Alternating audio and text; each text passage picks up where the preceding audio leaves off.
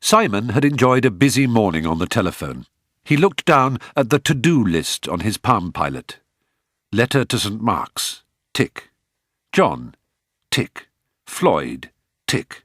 Drapers, tick. Estate agents, tick. Mabinda, hotel, ? Tick. Albert, tick. CE shares, tick. DM, tick. As far as he could tell, he was up to speed and on top of everything. He considered leaving early and visiting the nets at Lord's for a little cricket practice. A small part of him, looking at the checklist, had whispered the terrible word boredom to him. Soon it would be all over. Simon swore at himself heartily in Russian, then in Swedish. A man of his capacity would never be bored. The idea was absurd.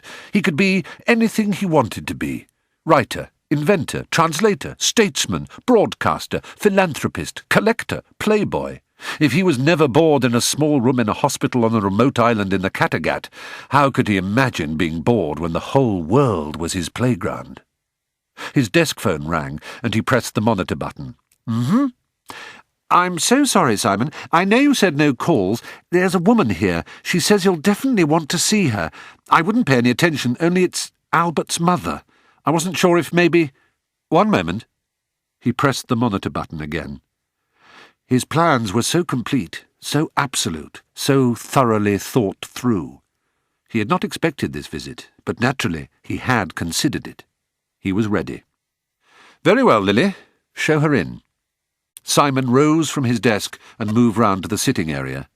Mrs. Fenderman, do come in. Coffee? No, of course not. I'm sorry, that was— Water, perhaps. Fruit juice. A glass of water would be fine. Would you, Lily? Thanks. Sit down, please, Mrs. Fenderman. Tell me how I can help you. Portia sat down. She found it hard to raise her head and look into his eyes. I think you know what you can do, Mr. Cotter. You can leave my family alone. Simon dropped into the armchair opposite. Oh dear, he said. This is terribly difficult. Before you say anything else, let me tell you that I have absolutely no wish to hurt your son. He's a very fine, very intelligent boy. You should be proud of him. I am proud of him. I don't need your endorsement. Of course not. I notice, said Portia, that you did not say that you had no wish to hurt my husband. Mrs. Fenderman, it's very important that you try to understand the complex relationship that exists between a newspaper publisher and his editorial staff. Oh, please. Thank you, Lily. That's fine. Definitely no calls now, OK? Thanks, love. Simon watched her pour the water into a glass. She looked across at him and gave a sad, half-smile. If I hadn't known when I came in, I would have known now, she said. Excuse me? That habit of jogging your knee up and down. I can see you as you were, a little lost boy. Simon stood up. He took a deep breath. Oh, Portia, he said. Portia, I can't tell you what— He started to pace up and down the room. I went to a lecture you gave last April. I've watched you in your kitchen, from the street, that same house in Plough Lane. I've read your books. I've seen your light in Albert's eyes.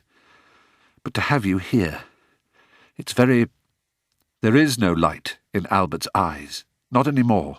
You've put it out. Simon had no wish to be sidetracked down paths opened up by Portia. I suppose it was that page on his website, was it? I had a go too. Gave myself blonde hair. Rather frightening. That's what told you, is it? Or did you know before? I'm really not sure. I'd only seen you on television and in magazines. There was something in my mind. A distrust. A worry, I suppose. A distrust? Simon came and sat down opposite her again. How can you say distrust?